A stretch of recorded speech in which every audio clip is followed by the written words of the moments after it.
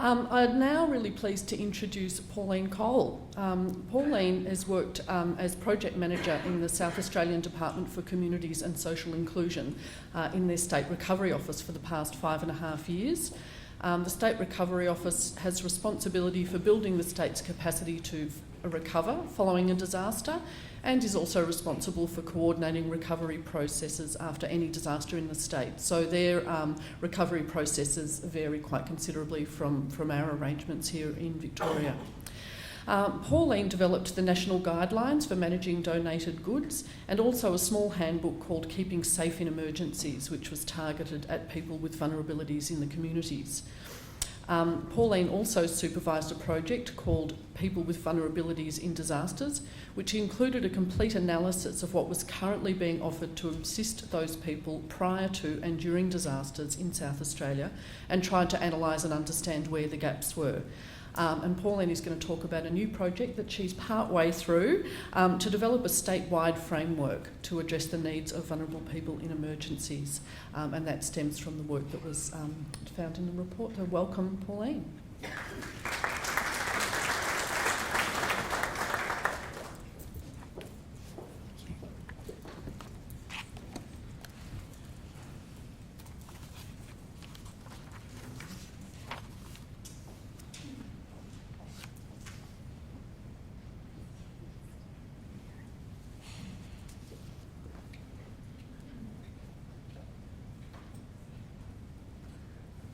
Right, good morning everybody, and I have to say I'm really pleased to be able to come and talk with you today, not just because I've got the opportunity to talk, but also because I believe that what you've got to offer today and what the speakers have got to offer is going to be really useful for me. And at the moment, the job that I've got is very complex, and anything that anybody would like to talk to me about, I'm really, really happy to hear, because I'm not going to be able to come up with all of the kinds of things that need to happen.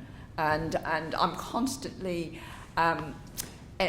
energised by what other people have to offer. Now, my presentation today, and as Bridget has said, I'm partway through my project. It doesn't finish until March 2016, and the project itself is to build a South Australian framework for strengthening resilience in vulnerable communities. And it is not just building the framework, but also coming up with a complete implementation plan with recommendations about how we would move forward from here. So it's a very big job, and as I said, anyone who wants to talk with me, I'm really happy to talk with today. So today I'm going to talk about some of the research, because I think it's really important that we look at things that have happened before to tell us what it is that we have to do for the future. I'm going to talk to you particularly about the project and give you some ideas of the possible framework that we will be coming up with. And I don't know that that will be the final framework, but I'll give you whatever I can for the moment. And I think there are some fairly serious issues that need to be considered along the way.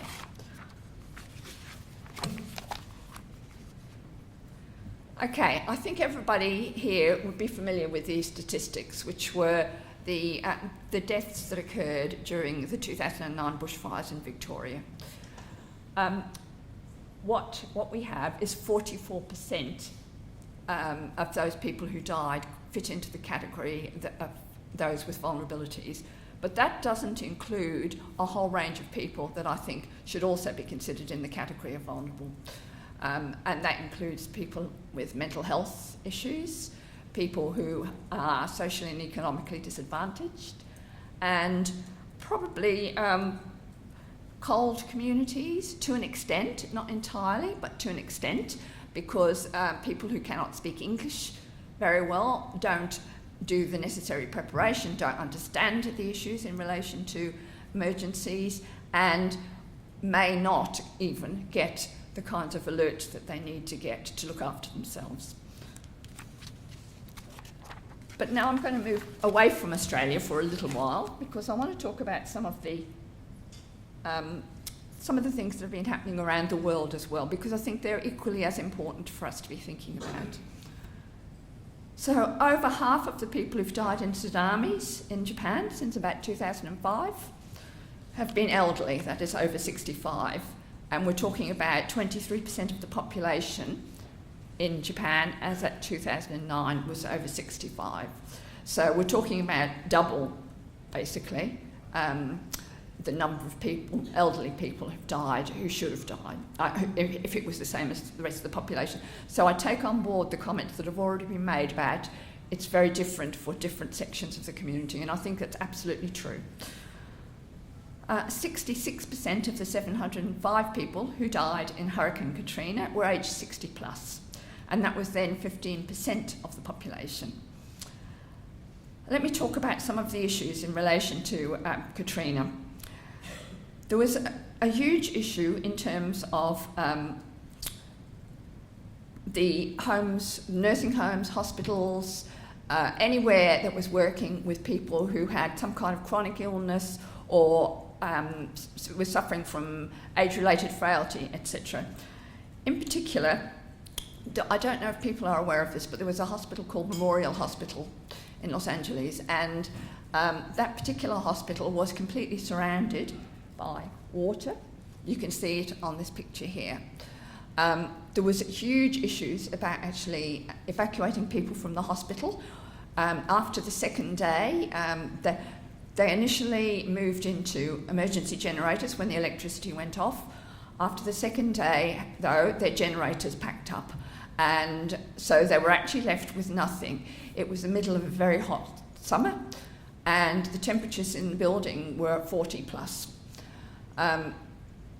There were many extremely vulnerable people, probably close to dying, and somehow or other they had to do something about getting these people out.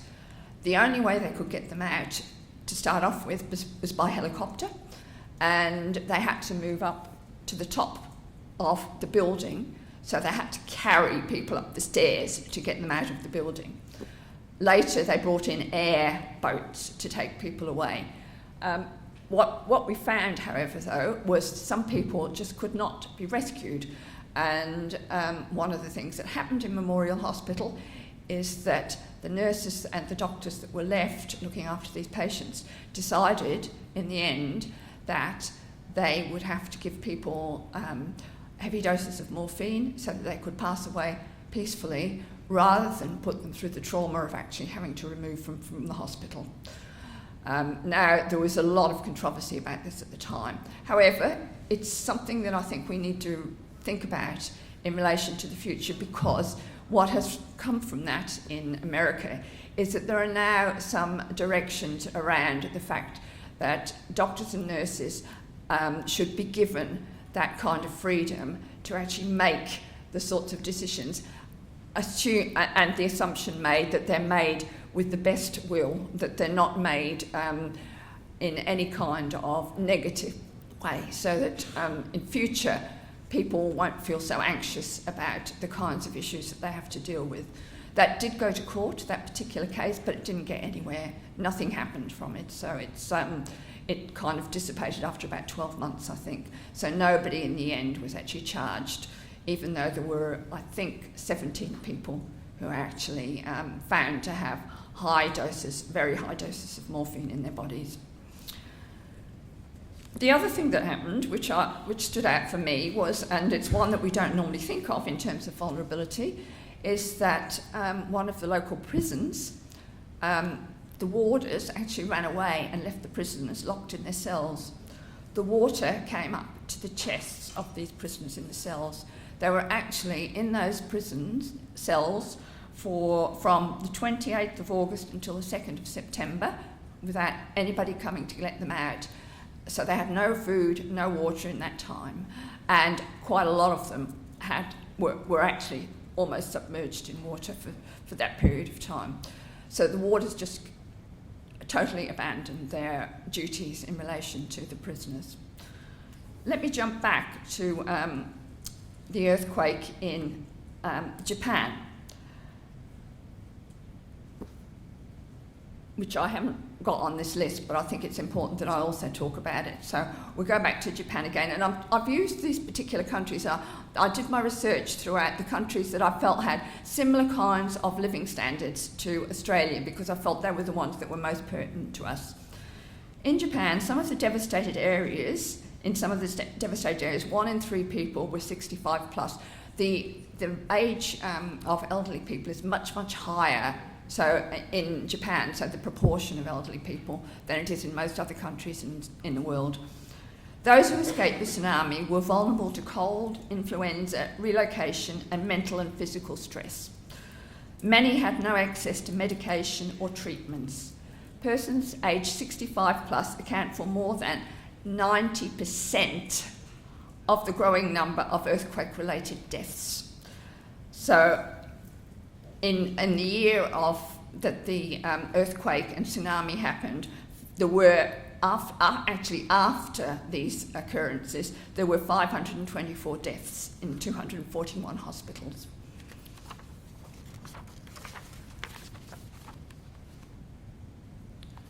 Okay. Hurricanes Katrina and Rita not only exposed major gaps in emergency preparedness, but also started to highlight the inequalities between the different groups in our society.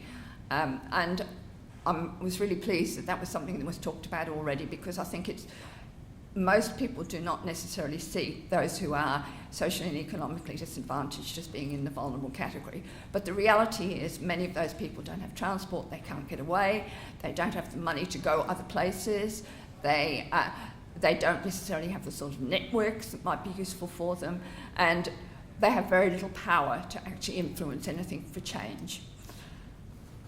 Let me talk about just some of these issues. This one, the first one, people were left stranded, were waiting evacuation assistance. This comes from several studies that were done in the US, and this is about people who are in high-rise buildings. A particular study was done in one high-rise building where there was a bomb threat, and I think, in fact, a bomb had actually gone off on one of the lower floors. There were several people, I think it was something like about 8 or 9 people were actually left on the floors because they could not get down the stairs out of the building. And the research was done on that, and it actually came up with some fairly alarming figures. Some of those people actually stayed on the floor for up to 9 hours waiting for somebody to come and rescue them. So I think there are some huge inequalities in relation to that. A lot of people in Katrina were actually refused admission to relief and recovery centres because they didn't sort of fit what those relief and recovery centres thought they should be dealing with. So people in wheelchairs were actually turned away and left to sleep in their wheelchairs outside of the buildings. Another difficulty that arose is with people with mental health issues, and as you can probably imagine, somebody who already has huge mental health difficulties would be completely disturbed by having to go through a disaster. So these people were presenting themselves as fairly irrational, and because people were not understanding, they might get aggressive. They actually were starting to get aggressive. They were just carted off to jail. They just sent for the police and they were taken away. So we're talking about a huge number of people who were treated extremely unequally in a whole lot of the disasters that have happened around the world. Let me talk about one other again, about the earthquake and tsunami in Japan, and this is just looking at evacuation. Evacuation of patients with acute medical problems occurred because 2 weeks after the earthquake and tsunami, when there were all the issues about the nuclear power station, what actually happened is it was decided that the original limit, which was 10 kilometres around the nuclear power station, had to be extended to 20 kilometres. And so people who were actually in hospitals in those areas had to be evacuated very quickly. In fact, they were told to evacuate almost immediately. Now, there weren't any deaths at all related to radiation. There was no sign of contamination on any of those people. And and there was no explosions, so there was no reason for these people to have died. But in total, more than 50 patients died during or soon after evacuation. What actually happened was that because this had not been a planned evacuation, people were loaded into cars and onto buses. People fell off they had to go at least 100 kilometres to the next place that they were going to stay. And people fell off the bus seats in the bus. 10 people actually died in vehicles on the way to their new place. There was no medical assistance, no one to prepare them, no medical assistance to prepare them, and no medical assistance on the journey. So the score keeps adding up, and I think it's something that we cannot afford to ignore, really. US also did a survey of 680 evacuees who didn't leave before the storm that's Katrina. 38% actually stated the reason they didn't leave, even though they all had an evacuation order to leave, was because they were physically unable to leave, or they were caring for someone who was physically unable to leave. And last but not least of this research, there was a lawsuit filed against New York City. This happened fairly recently, in the last 2 or 3 years, I think. And the judge found that the city was in violation of the Disabilities Act. What had occurred was that the disability organisations in New York and a number of individual people who had disabilities brought the case against the city because people who had disabilities and happened to be in high-rise buildings in New York were stranded there for weeks on end, and nobody could get to them, and nobody realised that they didn't have resources to actually look after themselves during that time. So basically, the judge was very scathing about the failure of the emergency service to actually plan for those people. Sorry, I didn't give you those. Right, the conclusions from the research. We need extra supports for people with vulnerabilities to assist in preparation of resources and safety plans. So it's really clear that people have to get the kind of assistance that could help them to become more resilient. Organisations providing services need to have plans in place, and that, I think that's across the board. It's government, non-government, anyone who provides any kind of service. For instance, the prisons in America, if something like that were to hit a prison here, you have to know what you need to do to actually stop the bad things from happening. We have to ensure our systems offer equity. So the rapid evacuation of high-rise buildings. In America, they actually, and I haven't seen them in Australia, but in America they actually have something they call slider chairs. And you can actually, anyone can use them, but you can put somebody who would normally be in a wheelchair onto the slider chair, strap them in, and it slides down the steps. And it doesn't slow up the evacuation at all, but it appears that even in really high-rise buildings in America, not many people actually have those. And I think that we ought to be thinking about that. For instance, if we had an earthquake in Adelaide, we've got a lot of high-rise buildings, and we ought to have those slider chairs available to people.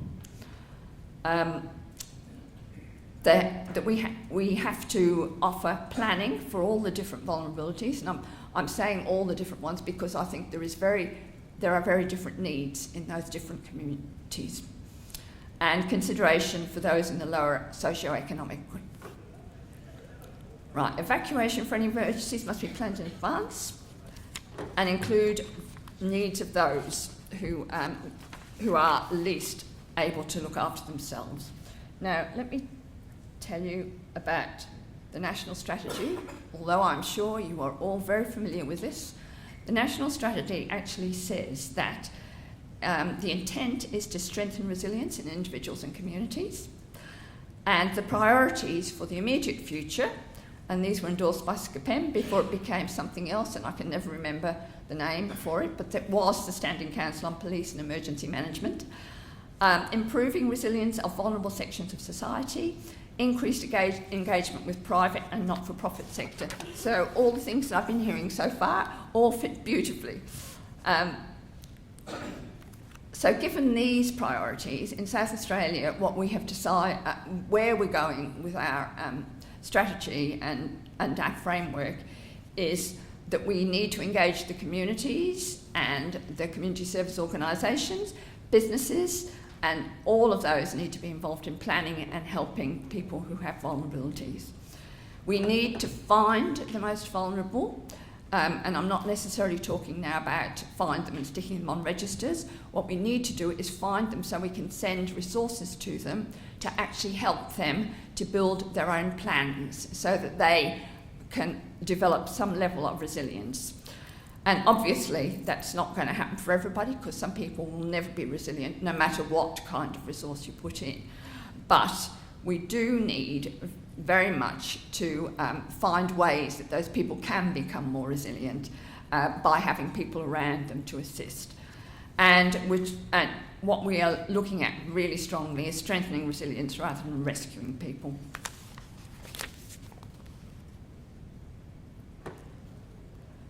Okay, this is the project that Bridget talked about, people with vulnerabilities and disasters. I've brought a couple of books with me if anybody is wanting to have a copy.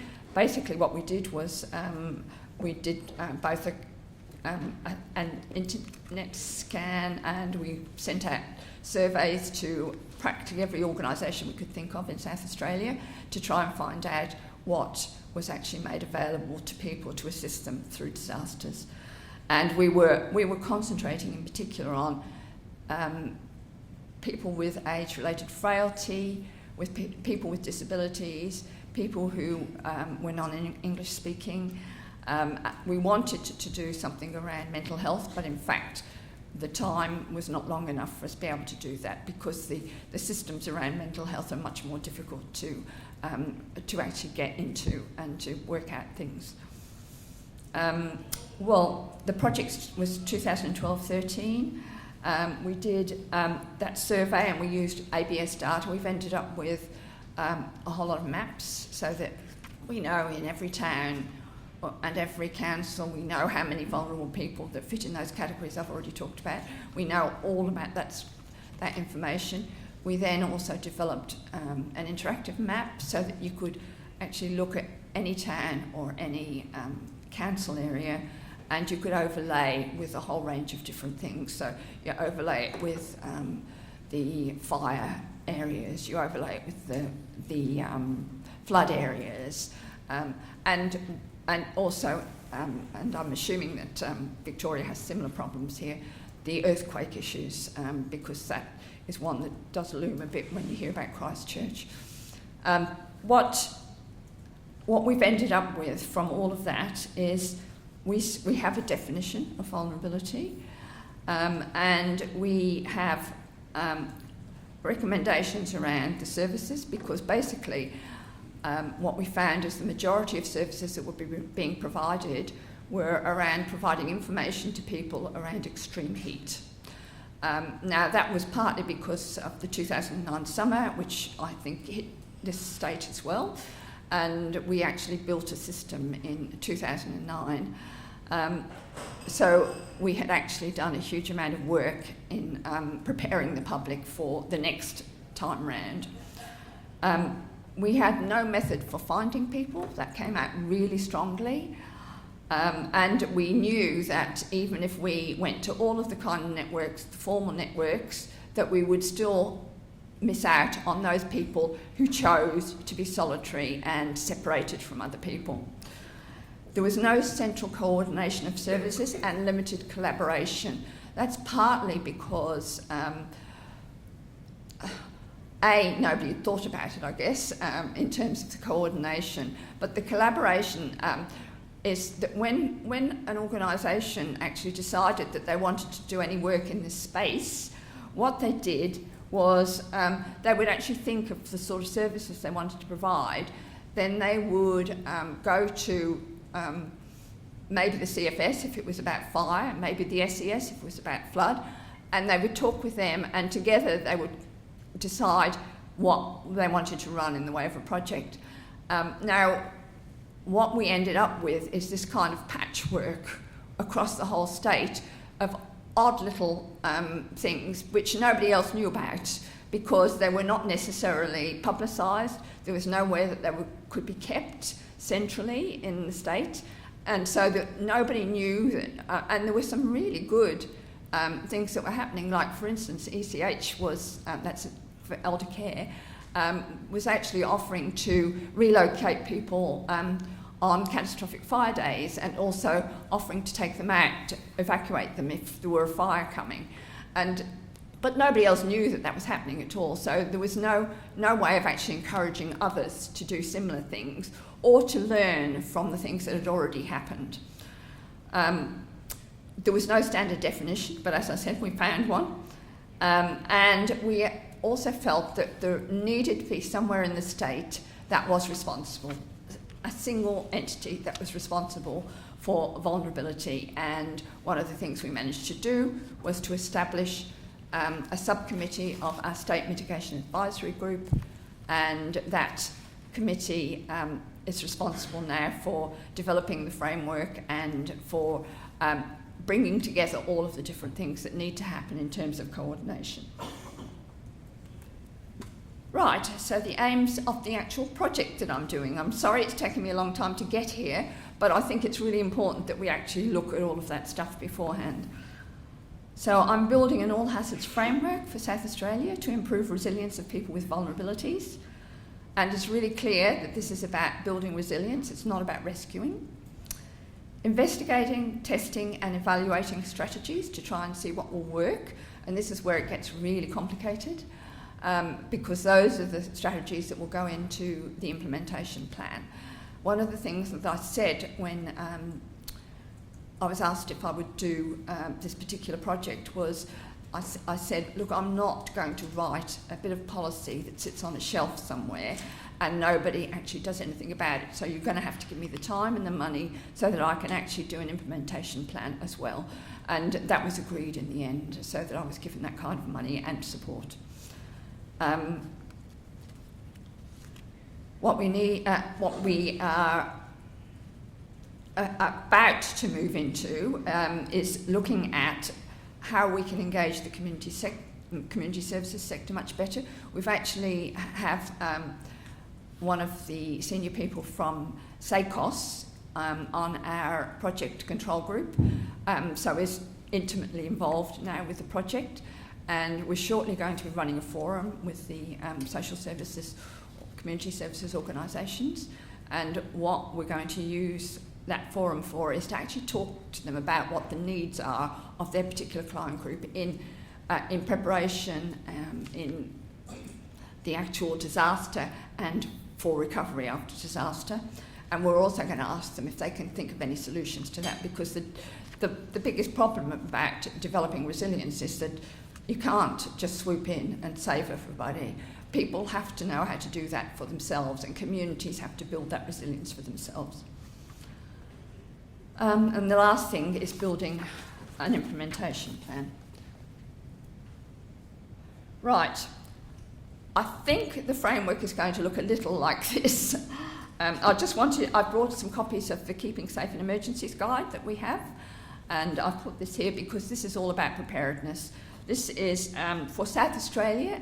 It's pretty much an all-hazard booklet, and what we have here is just useful information, and then we have a page for each of the particular disasters that might hit anyone in South Australia. So, and on each page we have information that's advice from the SCS or advice from the CFS, and then on the second page for that particular hazard we actually have a very simple plan that people can make for themselves, so they just fill in the spaces. And I've brought a few of those along if anybody is wanting to have a look at those as well or take them away. And I actually understand this is South Australian and not Victorian, but it's something that other people can get ideas from as well. Okay, The first stage of the framework is the preparedness stage, and I think this is probably the hardest part, because we have got to find the people and we have got to provide them with the resources they need to actually develop their own resilience. Now, one of the possible ways we can do that in South Australia, and it's just sheer luck really, is through Neighbourhood Watch. We have talked with Neighbourhood Watch about whether or not they'd be interested in doing some work in this space, and they are actually very interested. Neighbourhood Watch has lost its role a bit in recent years. They've also lost a lot of volunteers, so they're not in any way equipped at this stage to cover as much as they need to cover, but they feel that moving into this kind of space will allow them that opportunity. What we're going to get them to do is door knock. And whenever they find anybody who fits the category of someone with a vulnerability, they will sit down with that person with this and with the Ready Plan that is put out by the Australian Red Cross, and actually take them through how to do their planning and help them to work out what their resources might be in that planning. If we find through that process that there are people who just don't have any resources, full stop, and I'll give you just a very quick example of that. In our recent bushfires, the Samson Flat bushfires that we had, there was a family in one of the areas where the fire was approaching that area, and they understood that they had to evacuate. The problem was that it was an elderly mother who was 89 and had a pacemaker, and her daughter who was morbidly obese. Her daughter was unable to get into cars, so couldn't get into a taxi or a car, and they thought they had to evacuate. Now, the first thing that they thought was they actually, and I think this is a good lesson for everybody, they are in South Australia for extreme heat. We run a system called the Telecross Ready service, which we pay the Red Cross to run, and what happens with that is that they actually they have a register of people who are very vulnerable, and they ring them a couple of times a day on the extreme heat days just to make sure that they're okay. And these people were actually listed on that register, so they thought someone was going to come and evacuate them. So that was the first problem. The second problem was that even if the fire had been next door, they couldn't evacuate. The woman who was morbidly obese could not walk more than about 5 metres, and even ambulances were a problem for her because the normal beds are not wide enough, and you need special equipment to remove people who are morbidly obese. So that's actually kind of made me think of a whole lot of other things that we have to start thinking about, because those are the kind of strategies that I have to tackle in developing the framework. The third issue, however, and I think it's one that applies to everywhere in Australia, is that they thought they had to evacuate. They thought the message that came through was they had to evacuate. The CFS, in fact, sent out messages saying shelter, take shelter, which meant take shelter in place. Stay in your house, shut the windows, stop the smoke from coming in, get away from the cinders, etc. But they just interpreted that with their neighbours as they had to evacuate. So we have to be so clear about the messages that we give people, I think. Okay. We move now to response, and this response, what I'm talking about in this is, I'm not talking about necessarily the whole of response, because response is about putting out the fire, etc. What I'm talking about is how these people should respond in this particular stage. And the first thing, of course, is that we have to have the tailored kind of emergency warnings for people. We have to have some kind of resources for evacuation. And I'm not talking about government resources, and I would have to say that one of the issues, I think, is that there is still a myth that goes around our communities that the emergency services will come and rescue you. I think it's highly unlikely in any state that that is possible. One of the things we do know is the emergency services are fully occupied with just trying to reduce the damage caused by the particular disaster at the time. And even if they were going to say that they would go and evacuate, one of the difficulties is if, for instance, it's a fire, and it would be mostly a fire for these sorts of situations, then they often can't get into the area because they're not fully equipped and they're not wearing the right gear, and so it's actually an health and safety issue for them to go into the area to get people out. So the resources I'm talking about for evacuation are in the local community. The people who are best placed to actually assist the people with vulnerabilities are those who are their neighbours, their friends, local community organisations, the local neighbourhood house, whatever actually exists within the particular community that person lives in. And because they need to be close and they need to be able to act immediately rather than have to go and wait at a barrier to be able to get into an area. We need shelters that cater for needs, including disability, translation for people who don't speak English, and cultural, and in particular, I think, given the number of Islamic people who are now in this country, we need to make sure that we allow for those sorts of issues. Also, they need immediate medical services, and that might include equipment, because if they've had to leave wheelchairs behind or the other kind of essential equipment, then that needs to be available very, very rapidly. The drugs, if they forgot to bring them, we've got to find a way to make sure they can get them straight away, and they need to have the treatment that might be required to assist them through that first stage. And we need particular services for unaccompanied children. Now, I'm sure that people have read some of the stuff about what's happened in the less developed countries in the world. One of the things we find is that disasters are a magnet for pedophiles, and many children have been kidnapped and taken away by pedophiles when they've been unaccompanied. And I don't think that we have anything like that sort of problem in Australia, but I also think we have to have systems in place that actually will stop it from happening anyway. And the last stage is the recovery stage, and Jess has given us a lot of information about that, but just in terms of the really practical things, I think we're talking about rapid reconnection with usual supports and services, and that includes cultural support, availability of appropriate accommodation, availability of special medical equipment, may need case management services. These are people whose lives are very complex anyway, and when you add on the complexity of a disaster, then you actually are making their lives 10 times worse. So we may need to have people who can assist them. And may need extra help from donations, because they also tend to be people who are in the lower socioeconomic groups. Right, some of the specific issues to be resolved. And some of these are quite hard. The first one is particularly hard. How do you encourage personal safety planning as a normal activity? And it is really clear from any of the stats that we've seen so far that we have not engaged enough people who are actually sitting down and planning around emergencies.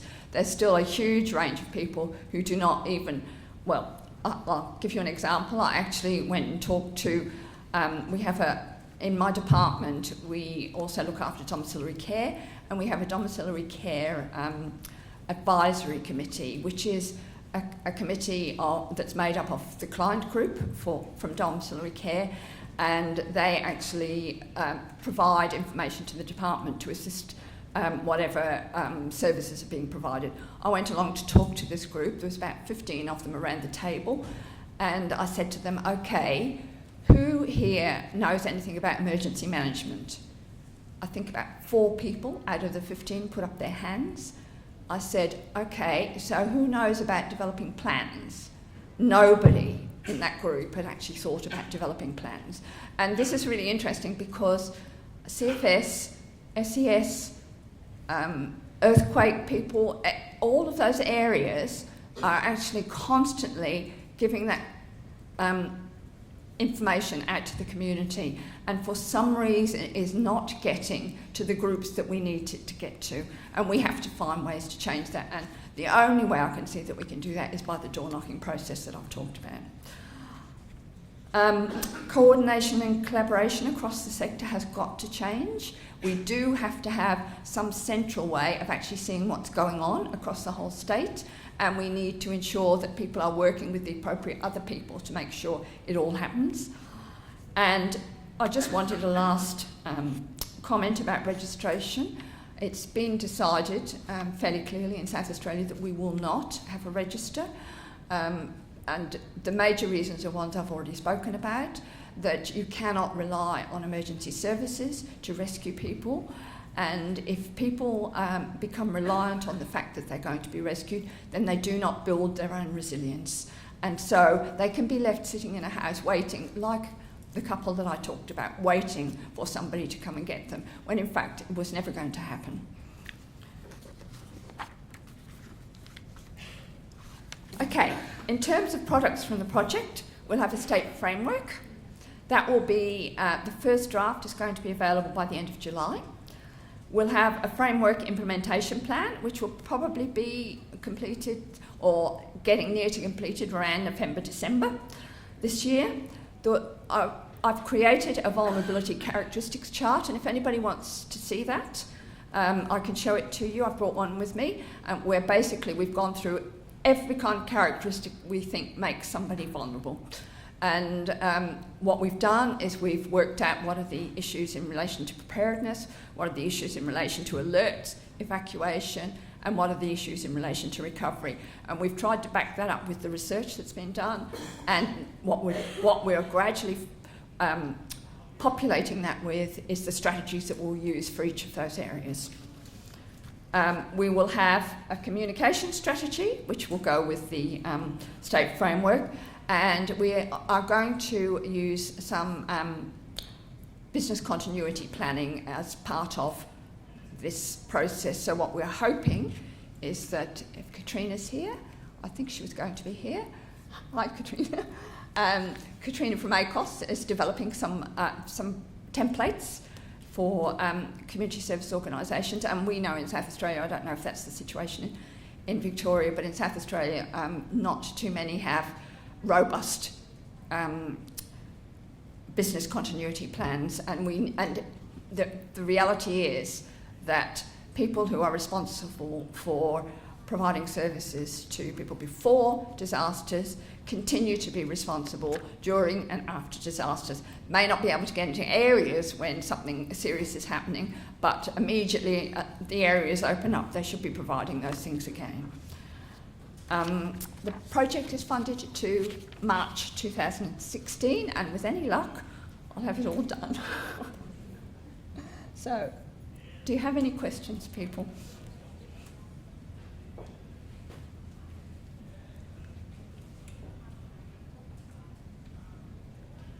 Yeah.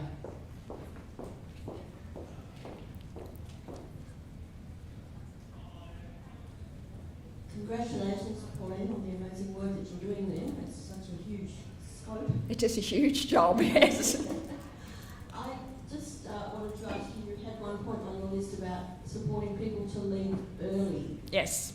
Suez. Oh, sorry, I missed that. I should have talked about that. Program. We were talking about that after lunch, but that's one of the issues that we have faced in terms of trying to get people to understand the importance of leaving early. So Yes. do you have any comments on that? I do. I have a huge number of comments on that. I think the research at the moment says that only 2% of people take the opportunity to leave early on catastrophic and extreme fire days, which is terrible when you think about it. But I have to say, I live in the Adelaide Hills, which is a high fire risk area. I don't leave early. However, what I would say is that people with vulnerabilities, if they possibly can, should be leaving early, because those are the very people who will not be able to move quickly when something happens. They're the people who need to be out of the area so that they're not actually faced with the onset of a disaster. The difficulties, I think, are manifold. Huge difficulties. Where do you go? How do you get there? What do you do with your pets? What happens if every catastrophic fire day there's no fire? How do you keep up people's enthusiasm to leave? I mean, it's it is a very tricky area, I think.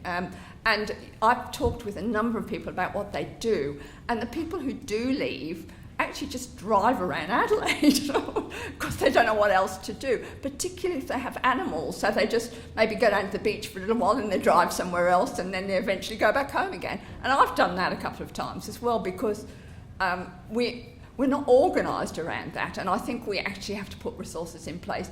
I think we particularly have to put resources in place for people with vulnerabilities.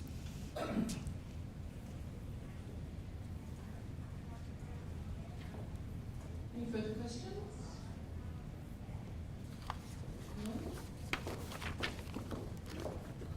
Well, thank you very much, people. I really appreciate that you listened to me. And if anyone wants to talk further about this, I will be around for the rest of the day.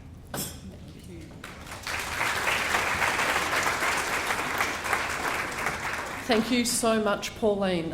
What an amazing project to be undertaking. I'm really pleased to note that the State Resilience and Crisis Council recently approved the establishment of a working group to develop a strategy to address the needs of vulnerable people in Victoria.